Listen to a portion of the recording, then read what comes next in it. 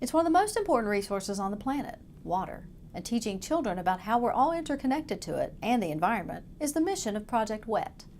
Project WET is a national water education program designed by teachers and resource professionals with a goal of reaching children, parents, and educators.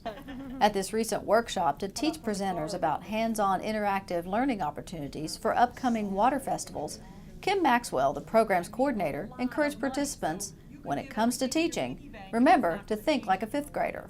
I think probably the biggest message is that learning can be fun and that actually the best learning happens when kids are having fun. I think that education leads to awareness, which leads to understanding and ultimately action. And that's where we're starting with kids and adults. But making it fun, I think, is key. If the kids are having a good time, they don't even know that they're learning. Water festivals are one-day educational events for fifth grade students to increase awareness about natural resources and the importance of protecting water sources. There are also opportunities for teachers to learn innovative approaches for teaching these concepts in the classroom. West Virginia is moving forward with plans to help reduce pollution in the Chesapeake Bay.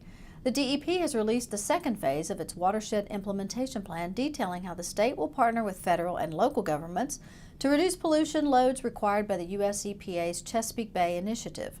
The initiative involves West Virginia and the 5 other states that make up the Chesapeake Bay watershed and seeks to reduce the bay's total maximum daily load.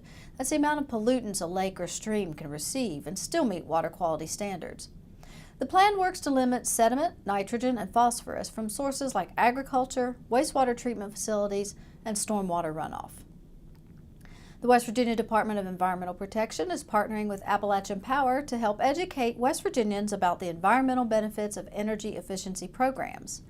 Last spring, Appalachian Power launched a series of energy efficiency incentive and rebate programs. Organizers say when enough people participate, even small savings can quickly add up. You don't realize it. One home, it's significant to that person if they can save $10 a month on their electric bills.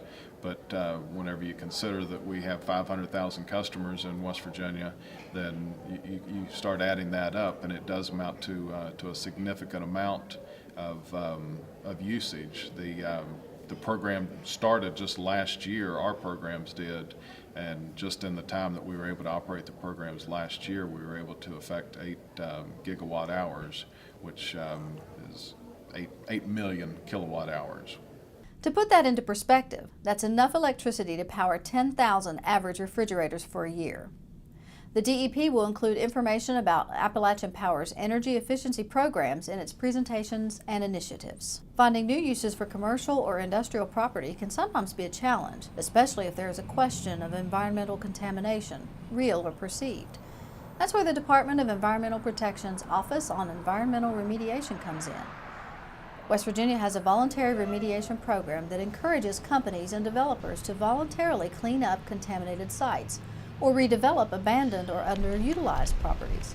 Once the owner or developer enters an agreement with the state, a determination of what, if any, contamination exists at the site and what steps need to be taken to address it.